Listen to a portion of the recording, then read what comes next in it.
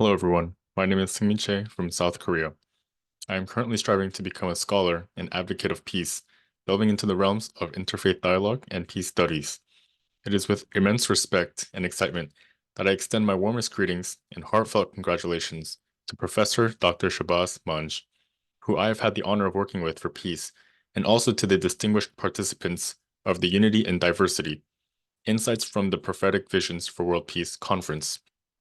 This pivotal event, taking place on April 20th, 2024, at Punjab University, Lahore, Pakistan, symbolizes a beacon of hope and a testament to the power of collaborative efforts in fostering global peace and unity.